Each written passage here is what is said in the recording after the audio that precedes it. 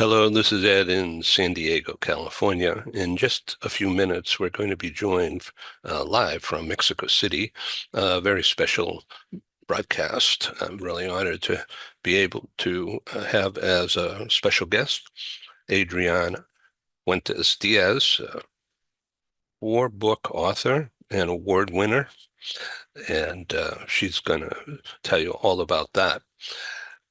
I'd like to tell you a little bit about our very special guest with Adriana, Rocio Robles Serrano.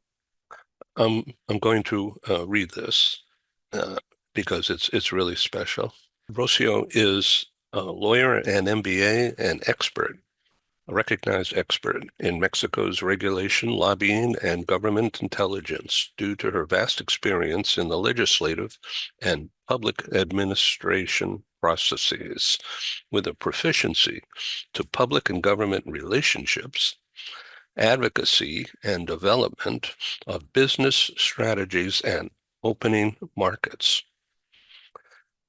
This is going to be exciting and indeed groundbreaking. So thank you for watching. We'll be right back with the program.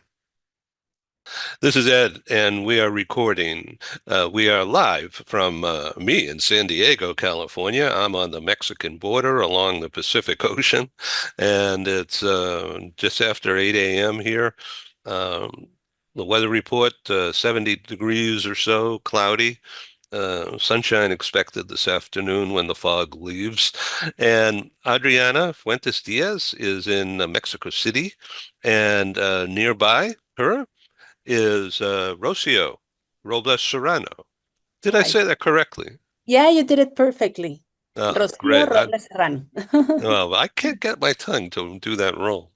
Ah, it's not in the tongue. It's mainly in the throat, like or no, you're right. It's in the tongue, up in the palate. Yeah, but you're born with that, and the culture you've heard that all your life, and it sounds great. I love the flair. Adriana, your logo is beautifully done, and congratulations on your newest book.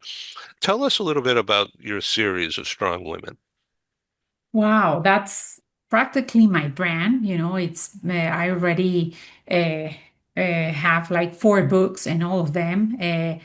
The title, "There is a Strong Woman," because definitely I believe that all women we are strong.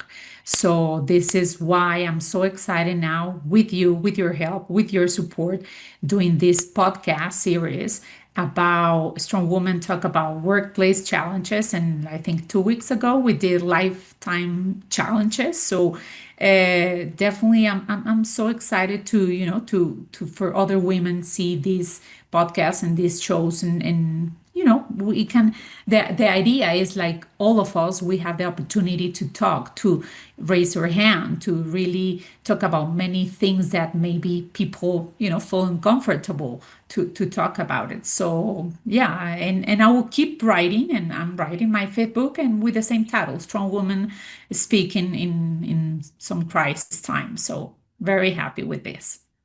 Right, and this is in the workplace. This is the focus of your series. Exactly. This is about the workplace. And today, as our first show, we have a special guest, Rocio Robles Serrano, that will talk about health issues. That is really nice topic to talk about. I will just read some information about Rocio, and then she can start talking about herself, of course, and her experience. So Rocio Robles is an energy sector specialist with over a decade of experience in regulatory, political, and legal affairs. She began her career in 2012 as part of the transition team for Mexico energy sector, and later served as an advisor in the Senate, where she contributed in 2013 to the energy reform under Pact of Mexico. And we have the great opportunity some years ago to work together in some oil and gas companies. So this is why I decided that she will be the best first women to join this series. So welcome, Rocio, and very happy to have you here and to talk about many things that they are important for us as women and for everybody, for the whole audience. So welcome, welcome. Thank you very much. I'm very honored to be the first one. Wow. Lately, I've been the first one in a lot of things. That's good. That's great. Yeah, yeah. So that's a lot of responsibility.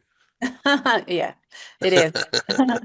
So, Ed, thank you very much for your Yeah, you compliment. bet. You bet. I Uh, wanted to ask you about dealing with men in the workplace and in a very, very highly technical area of energy and lobbying, which I read that you founded a lobbying firm having to do with the energy sector. Is that right? True. Yes. Yeah. Well, that's exciting. It is. It's challenging, especially in this time that we are passing through Mexico. But let me tell you a little thing about myself. When I was a kid, my dad used to work at the government. So it was my first reference. And so I saw him, going out of work with his suit and traveling and telling us, sharing with us all these important things that he was promoting in Chihuahua. That's where I come from. And I admire him. But one thing that changed is it was that the newspaper arrived. Someone it's in the high level of the government. He received a subscription of the newspapers that are two in Chihuahua.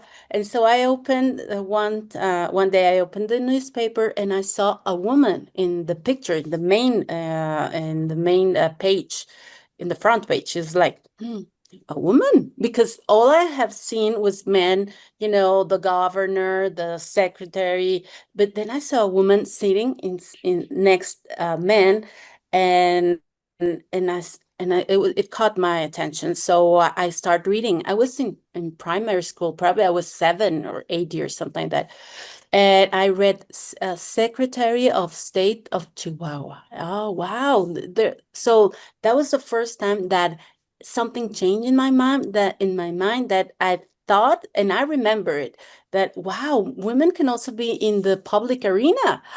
And she was also diplomatic. Actually, some if we have audience from California, someone might recall her. Her name is Marta Lara because she was at the consulate in California, in LA. She did a lot of great things for Mexicans there, and also for the diplomacy in between Mexico and US.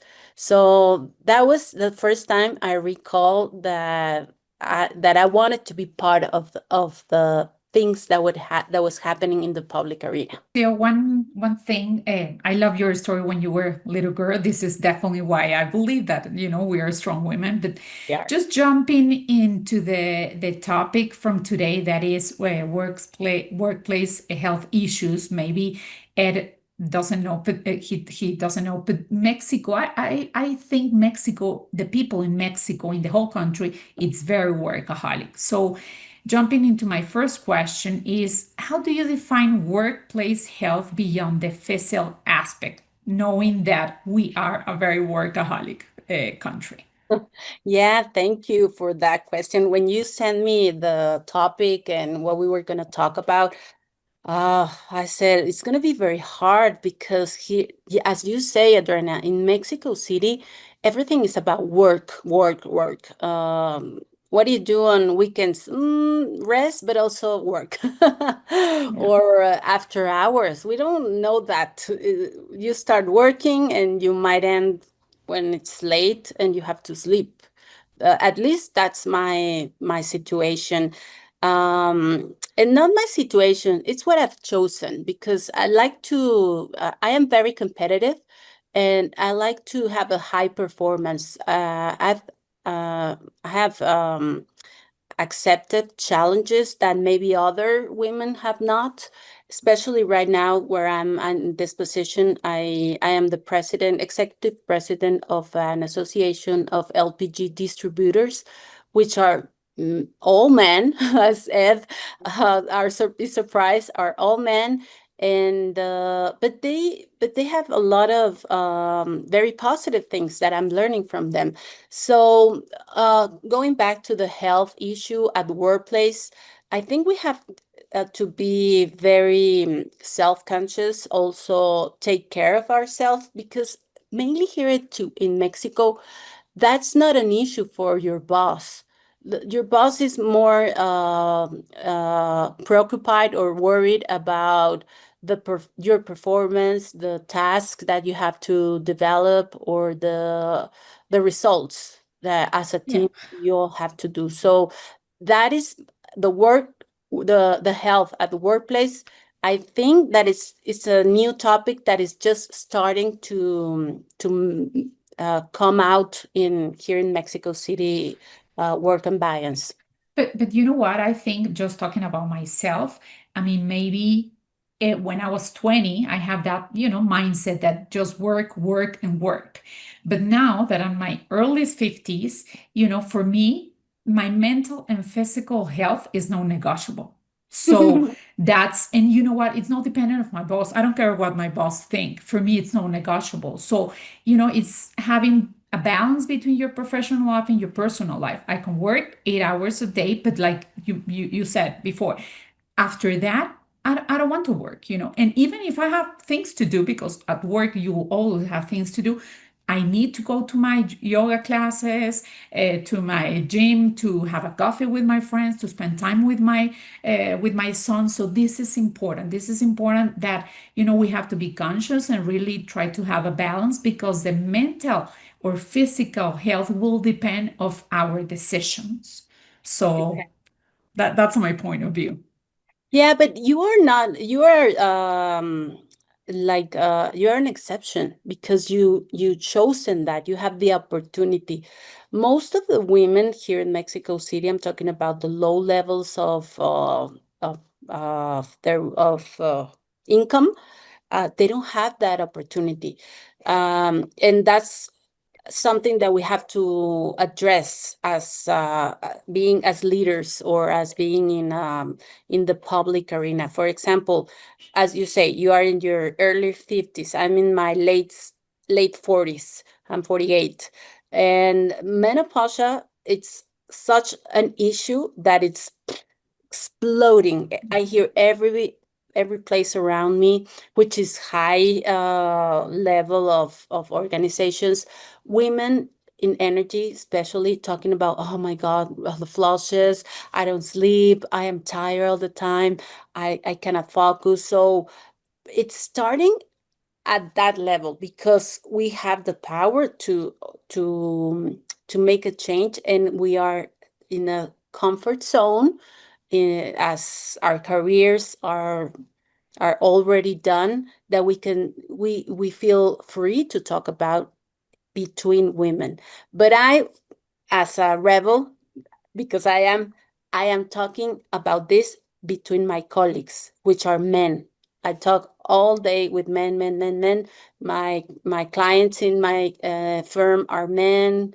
The LPG distributors are men. And for example, if I'm in a meeting, or or having lunch, work lunch, and everybody's talking, and I ate something that could be like spicy, for example, salsa that we always eat here in Mexico, or a coffee, I got the flushes, and I take my how do you say, abanico, and start making Mm. air, and I tell them, I'm sorry, I'm in menopause, and they say like, they don't want to Bueno, talk about it. They don't want to. They feel like, oh, like I did I something. know. And no, no, relax. Your wives are probably like me. Oh yeah, and they start talking about, oh yeah, she can't sleep and she's always tired and moody, and I see her that she's sweating, and so it's a Ed can tell you about that because 2 weeks ago we did a show, right, Ed, about talking uh-huh. about menopause, and he was very interesting to,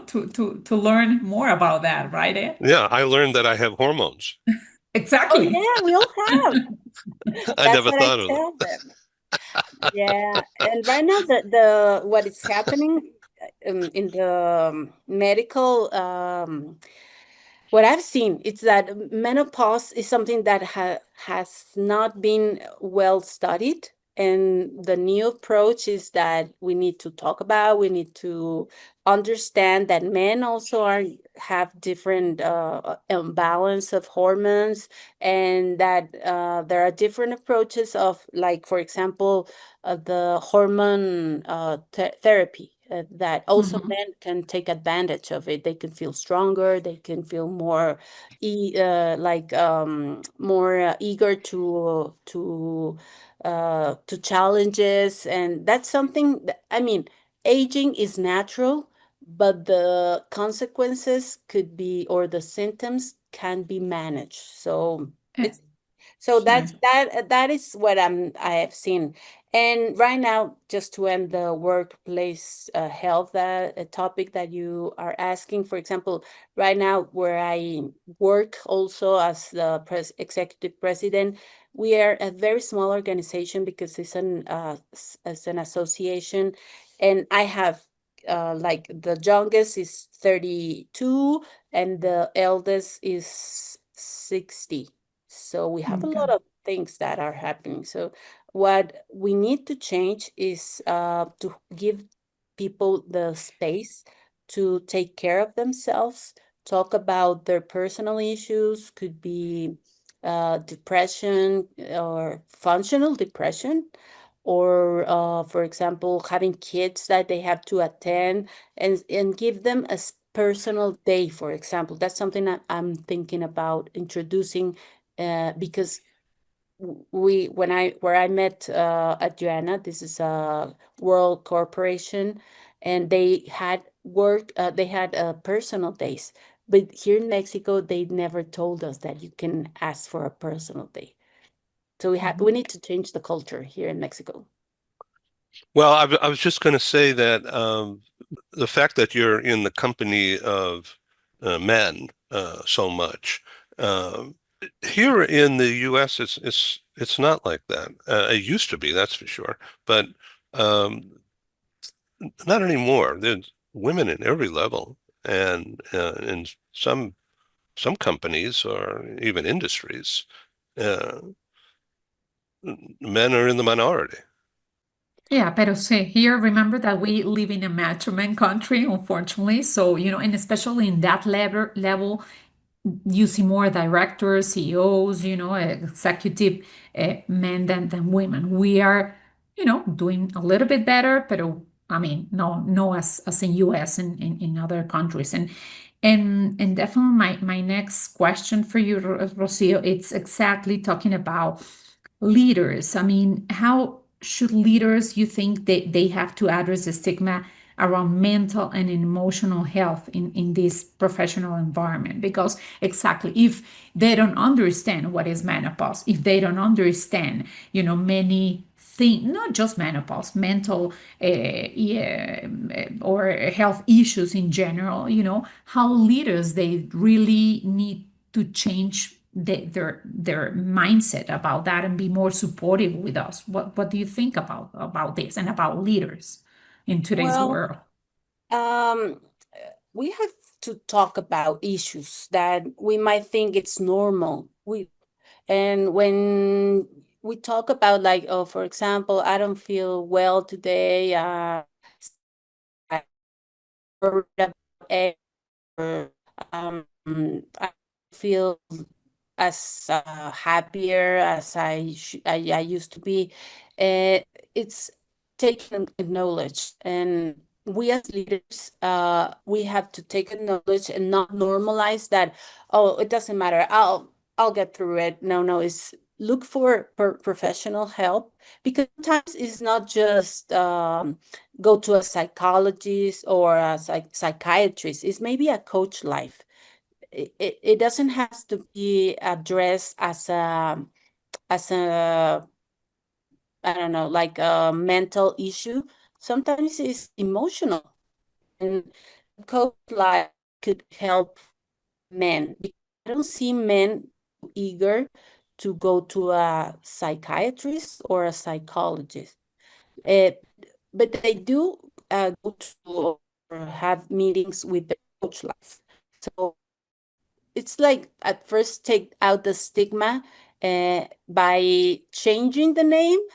Instead of I go to my therapist, is I go to a coach life, Point. and that would be like a road that we can pave in that regards. But the real thing is that we all have things to solve.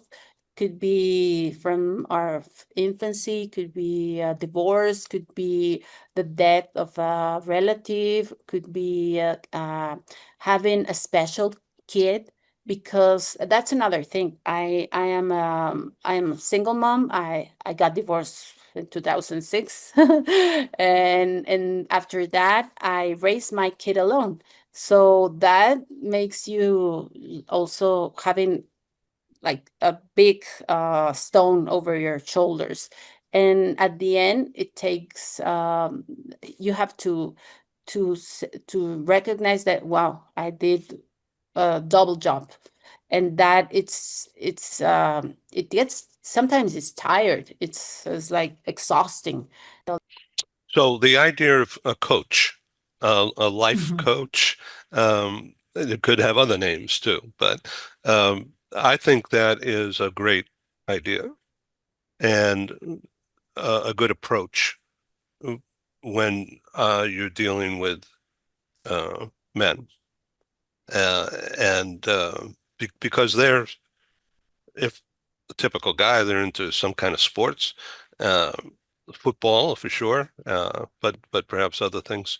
And uh, they understand what a coach is, just applied to a different situation. Rocio, we have to go soon, but thank you. Ah, Thank you very much for all your stories. Very interesting, what you share with us today. Definitely, we can make so many other shows talking about so many, issues that not just women face in the workplace. I mean, all of us definitely. So I mean, thank you from my side to be part of this and to be the first guest in this show. So thank you, thank you.